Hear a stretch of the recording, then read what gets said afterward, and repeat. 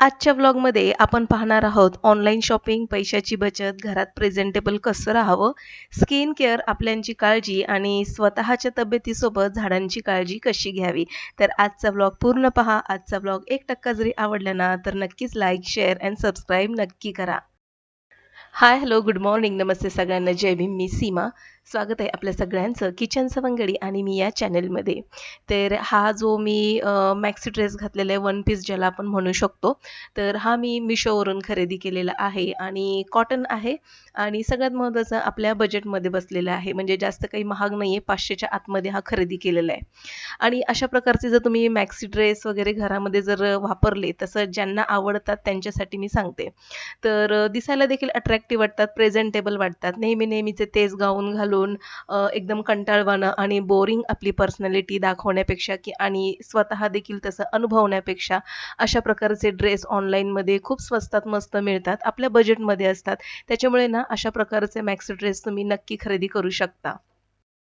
आता हा जो ड्रेस मी मागवलेला आहे, तो Mishoवरून मागवलेला आहे आणि 500च्या आतमध्येच हा ड्रेस आहे. त्याच्यामुळे माझ्या बजेटमध्ये परफेक्ट असा बसलेला आहे. सोबतच त्याचं कापड जे आहे ना, कॉटन फॅब्रिकमध्ये आहे, हलकं-फुलकं आहे आणि आपल्याला म्हणजे दिवसभर घरात घालण्यासाठी एकदम परफेक्ट असं हा ड्रेस आहे. बरं, जर तुम्हाला असं गुडघ्याच्या खालपर्यंत जर नको हवा असेल, तर एकदम नी लेंथच्या पण खाली म्हणजेच अँकल लेंथपर्यंत देखील वेगवेगळ्या प्रकारचे मॅक्सी ड्रेस असतात, तर ते देखील तुम्ही मागवू शकता. तर नेहमी तेच असं गाऊन वगैरे घालून असं आपल्याला देखील कंटाळवाणं वाटतं आणि दिवसभर त्याच अटायरमध्ये राहणं देखील फार असं आपणच आपल्याला कंटाळवाणं करून घेत असतो. तर अशा वेळेस ऑनलाईन शॉपिंग करून तुम्ही अशा प्रकारचे ड्रेस मागवू शकता. याच्यामध्ये खूप साऱ्या वेगवेगळ्या व्हरायटीज आहेत. तर असो, ज्या कोणाला जर अशा प्रकारचे ड्रेस मागवायचे असतील, तर मी खाली लिंक देते, त्यावरून तुम्ही नक्कीच मागवू शकता. तर इथे सकाळी-सकाळी मी तुम्हाला हा ड्रेस दाखवला आणि मी माझ्या आता कामाला सुरुवात केलेली. बाहेर थोडासा पाऊस पडतोय रिमझिम आणि 2 दिवस झालं, 2 ते 3 दिवस झालं मुसळधार पाऊस पडतोय. आज थोडासा पाऊस कमी झाल्यासारखा दिसतोय. तर इथे मी म्हणजे मूर्त्या वगैरे ज्या होत्या त्या स्वच्छ धुवून वगैरे घेतल्या, दिवाबत्ती वगैरे केली आणि छान वाटलं. बाहेर थोडंसं पाऊस रिमझिम पडतो म्हणून खिडकीमध्ये बसले होते. तर बाहेरचं वातावरण हे असं आहे आणि आत्ता वाजत आलेले आहे सकाळचे 8:30. तर 8:30 वाजताचं हे वातावरण आहे आणि पूजा वगैरे केल्यामुळे मस्त घरातलं वातावरण प्रसन्न असं वाटतं. एक पॉझिटिव्हिटी जाणवते आपल्याला. दिवाबत्ती वंदना वगैरे करेपर्यंत इथे मी किचनमध्ये माझा ब्लॅक टी करून ठेवला होता. तर किचनमध्ये आले आणि आता पहिले मी माझा ब्लॅक टी घेते. कधी ब्लॅक टी घेते, कधी मला दुधाचा चहा प्यावासा वाटतो. तर जसं माझं मन करतं तसं मी माझा चहा घेत असते. तर चहा घेत असतानाच म्हटलं, की चहा होईपर्यंत इथे कुकर वगैरे लावते. कारण की नाश्त्यासोबतच जेवणाची तयारी देखील मी लगेचच करून घेते. कारण की मग तितकासा वेळ आपल्याला नंतर भेटत नाही. म्हणून मग काय करते सकाळी ज्यावेळेस कारण की डब्बे देखील द्यायचे असतात ना मुलांचे, शाळा वगैरे असते तर. तर इथे ना मी रात्री चणे भिजत घातलेले, तर म्हटलं की चला तोपर्यंत चणे वगैरे कुकरला लावते. तर डब्यामध्ये काढून घेतले आणि जे चण्याचं जे पाणी वगैरे होतं ना, तर ते पाणी आता मी झाडांना घालते. आता हे जे कडधान्य भिजवलेलं किंवा भाज्या धुतलेलं जे पाणी असतं ना, ते नेहमी झाडांना वापरावं. कारण की ना झाडांना म्हणजे मातीतून नायट्रेट मिळत असतं आणि हे नायट्रेट मिळवण्यासाठी आपण भिजवलेल्या कडधान्याचं पाणी किंवा मग भाज्या धुतलेलं पाणी हे तुम्ही झाडांना नक्की घालू शकता. नक्कीच त्या पाण्यातून झाडांना पोषण तत्व मिळतात. बऱ्याचदा असं होतं, की झाडांना आपण विकतची खतं आणतो. सेंद्रिय खत असेल तर गोष्ट वेगळी आहे. पण काही जी खतं असतात विकतची तर ती केमिकल युक्त असतात. तर अशा वेळेस धुतलेल्या भाज्यांचं पाणी किंवा तांदळाचं पाणी, डाळीचं पाणी किंवा मग उकडलेल्या अंड्याचे सालीची टरफलं, तर हे बारीक याची पावडर करून तुम्ही झाडांना घालू शकता. तर झाडांना जी पोषण तत्व हवी असतात ना, तर ही झाडांना मिळतात. आता इथे मी कुकर लावते. काळे चणे वगैरे मी कुकरला बॉईल करून घेणार आहे. तर विचार केला, की माझ्याकडे मका होता, तर तो मका देखील मी यामध्ये घालते आणि एकत्रच दोन्ही शिजतील, वेळ वाचेल आणि गॅस देखील वाचेल आणि मस्तपैकी जेवणासोबत खाण्यासाठी किंवा मध्ये अधेमध्ये खाण्यासाठी चटक-मटक असा एक छान असा आपण चाट वगैरे बनवू शकतो. म्हणून मग मी इथे गावावरून आणलेला जो मका होता, तो सोलून घेतला. आता इथे एक खूप इंटरेस्टिंग गोष्ट मला तुम्हाला सांगावीशी वाटते. काल जस्ट एक मी YouTube स्क्रोल करत असताना तर माझ्या नजरेमध्ये निमची मंडी नावाचं एक चॅनल आलं आणि हे जे चॅनल आहे ना, तर सगळ्या प्रकारचे म्हणजे औषधीय वनस्पती, औषधीय बिया याचं आहे मार्केट.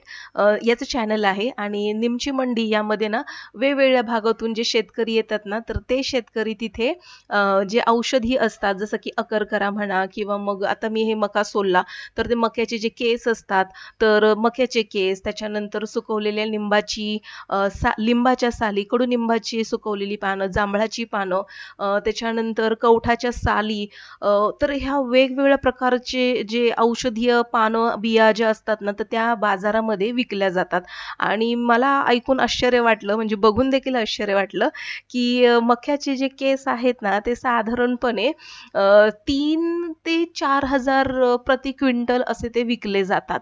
आणि हे ऐकून मला खरंच म्हणजे मी शॉक झाले. म्हणजे आपण ज्याला कचरा म्हणून आपण जे फेकतो, तर ते औषधीय बाजारामध्ये इतकं महागात ते विकलं जातं.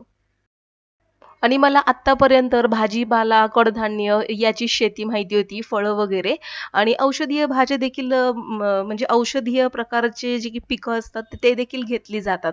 पण आज मी जो बाजार निमची मंडी नावाचं चॅनल जे बघितलं आणि त्याच्यामध्ये जे मी सगळ्या वेगवेगळ्या प्रकारचे जे बघितले ना, ते बघून मला असं आश्चर्य वाटलं, की अरे बापरे! याची देखील शेती केली जाते. तर आता आम्ही राहणार आहोत म्हणजे शहरामध्ये आणि जी शेतकरी मंडळी आहेत ना, त्यांच्यासाठी ह्या गोष्टी काही नवीन नसतील. तर मला हे म्हणजे मी बघितलं, मला आवडलं आणि म्हणून मी तुमच्याशी शेअर केलं. तर आता इथे मी स्किन केअर तुम्हाला दाखवतेय. तर इथे ना साधारणपणे 2 चमचे छोटे हळद मी छान अशी भाजून घेतली. हळदीचा कलर थोडासा ना असा बदलला पाहिजे. कॉफी कलरचा आला तरी देखील चालेल. त्याच्यामध्ये थोडीशी कॉफी पावडर घालायची. 1 चमचाभर मी घट्ट असं दही घेतलेलं आहे. सोबतच लिंबाचा रस घालायचा अर्धा चमचा इतका आणि यामध्ये थोडासा चमचाभर मध घालायचा आणि हे जे मिश्रण आहे ना, हे छान असं मिक्स करायचं आणि या मिश्रणाचा आपल्याला एक छानसा मास्क तयार करून घ्यायचा आहे. तर बऱ्याचदा असं होतं, की पावसाळ्यामध्ये आपली त्वचा ना अशी तेलकट वगैरे जाणवते, पिंपल्स वगैरे आपल्याला म्हणजे येत असतात, तसं ते जाणवतं. रुक्ष त्वचा वगैरे असेल, तर अशा वेळेस ना आपण हा मास्क नक्कीच बनवून लावू शकता. तर याने छान असा इफेक्ट पडतो म्हणून मी तो तुमच्याशी शेअर करते. तर आता हळद, त्याच्यानंतर अ, अ, दही, त्याच्यानंतर मध, कॉफी पावडर, लिंबाचा रस हे सगळं घातल्याने काय होतं की आपली त्वचा जी टॅन झालेली असते ती कमी होते. दही आणि मधामुळे आपल्या ज्या स्किनला जे आहे ते मॉइश्चर मिळतं आणि छान अशी त्वचा टवटवीत होते. ब्लड सर्क्युलेशन छान असं वाढतं. आता हा जो मास्क होता तर मी तयार केला. यामध्ये थोडंसं ना मी पाणी घातलेलं आहे. पाण्याच्या ऐवजी तुम्ही कच्चं दूध किंवा मग गुलाबजल देखील घालू शकता. आता हा जो मास्क आहे ना, तर तो आपल्याला चेहऱ्यावर व्यवस्थित अशा एकत्रितरित्या असा पसरून लावायचा आहे आणि ब्रश असेल तर ब्रशच्या सहाय्याने देखील तुम्ही लावू शकता. पण इथे मला असं वाटतं बोटांनी हे काम परफेक्ट होतंय. तर मी व्यवस्थित हा मास्क लावून घेते. मास्क लावल्यानंतर हा मास्क आपल्याला छान असा चेहऱ्यावरती पूर्ण सुकवून नाही घ्यायचा आहे. थोडासा दमट वगैरे असतानाच आपल्याला तो धुवून घ्यायचा आहे. तर धुत असताना देखील आपल्याला पहिल्यांदा तो ओला करायचा आहे आणि गोलाकार पद्धतीने आपल्याला तो बोटाने असा मसाज करून काढून टाकायचं आहे आणि थंड पाण्याने धुवून घ्यायचं आहे. तर मास्क धुवून आल्यानंतर इथे मी तुम्हाला माझा चेहरा दाखवतेय. तर चेहऱ्यामध्ये मला म्हणजे थोडासा फरक जाणवतोय. कारण की जो आपण मसाज वगैरे केलेला रवाळ अशी जी हळद पावडर जी झाली होती त्याच्यामुळे पूर्णपणे डेड स्किन अशी निघते. शिवाय हळदीला एक पिवळा कलर असतो. तो आपल्या चेहऱ्याला हलकासा एक ग्लो देतो आणि कॉफी पावडर शिवाय दही आणि मध याच्यामुळे छान असं मॉइश्चर होतोय आपला चेहरा आणि टॅनिंग झालेला जो चेहरा असतो तो देखील आपल्याला कमी करण्यास मदत होते. तर अशा प्रकारचा मी पावसाळ्यामध्ये स्किन केअरसाठी हा एक मास्क तयार केलेला. तर तुम्ही नक्की एकदा ट्राय करून बघा आणि याचा अनुभव घेतल्याशिवाय तुम्हाला कळणार नाहीये. तर अनुभव घ्या आणि मला कमेंटमध्ये नक्की कळवा. तर इथे मी दुपारी जे कॉर्न वगैरे शिजवून ठेवलेले आणि काळे चणे वगैरे शिजवून ठेवलेले. आता संध्याकाळ झालेली आहे बरं का. दुपारचं जेवण वगैरे सगळं झालं आणि संध्याकाळच्या वेळेस ना मुलांना भूक लागली होती. तर म्हटलं आता काय करायचं? मुलं म्हणत होती, "मम्मी काहीतरी असं चटपटीत कर" म्हणून. तर बरं झालं मी चणे वगैरे शिजवून ठेवलेले, कारण की मला माहिती आहे मुलं घरी असल्यावर काही ना काही मागतात. तर हे भिजवलेले चणे शिजवून घेतल्यानंतर त्याच्यामध्ये मी कांदा, टोमॅटो आणि चाट मसाला घालायचा होता माझ्याकडे. पण चाट मसाला नसल्यामुळे ना माझ्याकडे जलजिरा पावडर होती. तर ती ना जवळपास चमचाभर यामध्ये घातलेली आहे आणि हे व्यवस्थित मिक्स करायचं. याच्यामध्ये जर आवडत असेल तर हिरवी मिरची आणि कोथिंबीर देखील घालायची आणि छान असं मिक्स करून तुम्ही मुलांना देऊ शकता. आता हे हे जे आपलं प्रोटीन चाट आपण याला म्हणू शकतो. कारण की चण्यामध्ये भरपूर प्रमाणामध्ये प्रोटीन आहे. शिवाय चणे भिजवलेले जे पाणी असतं ना, त्याच्यामध्ये नायट्रेट, नायट्रोजनचं प्रमाण देखील असतं. त्याच्यामध्ये झाडांना पाणी नक्की घालावं. कुठल्याही भिजवलेल्या कडधान्याचं पाणी तुम्ही झाडांना घालू शकता. तर असा मस्तपैकी हेल्दी असा प्रोटीन चार्ट तयार झालेला आहे. जास्त काहीही खर्च आलेला नाही. जे काही घरातलं साहित्य होतं त्यापासूनच मस्तपैकी चार्ट बनवले चण्यापासून आणि आता हे मुलांना देते. पोट देखील भरेल आणि प्रोटीन देखील मिळेल आणि चव देखील मिळेल.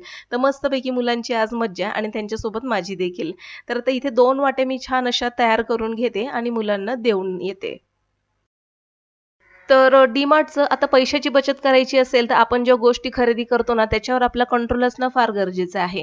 तर इथे मी डी-मार्टचं ऑनलाईन सामान काल रात्री मी लिस्ट करून ऑर्डर केली होती. ते दुसऱ्या दिवशी संध्याकाळी हे सामान आलेलं आहे. बरं जे पॅकिंगचं सामान असतं ना, जसं की साबण म्हणा, तेल म्हणा किंवा गूळ पावडर, चहापत्ती किंवा मग क्लीनर वगैरे, तर ते जे सामान आहे ना, ते तितकंच सामान मी ऑनलाईन मागवते आणि बाकीच्या ज्या वस्तू आपल्याला लूज लागतात, जसं की डाळी, शेंगदाणे, पोहे तर हे असं जे साहित्य आहे ना, तर ते मी लूज मागवते आणि काल मी वॉकला गेले होते, तर तिकडनं येताना मी हे लूज साहित्य आणलेलं आहे. तर इतकं हे डी-मार्टचं साहित्य मी घरी घेऊन काही ऑनलाईन आणि काही मी स्वतः घेऊन आलेली आहे. तर ऑनलाईन पॅकिंगचे साहित्य ज्यावेळेस आपण मागवतो ना, तर त्यावेळेस आपल्याला थोडीफार पैशामध्ये सूट मिळते.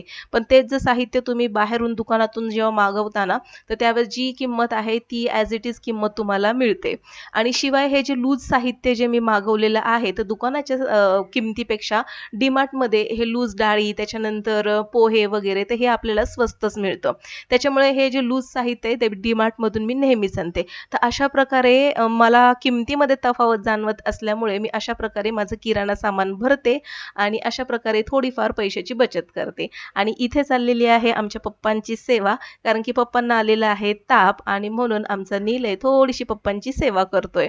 तर असं होतं आजचं माझं रुटीन आणि सगळी माझी केअर दाखवलेली दिवसभराची. तर आजचा ब्लॉग आवडल्यास नक्कीच लाईक करा, शेअर करा, सबस्क्राईब करून बेल आयकॉन प्रेस करा. चला तर मग भेटू पुन्हा. तोपर्यंत बाय.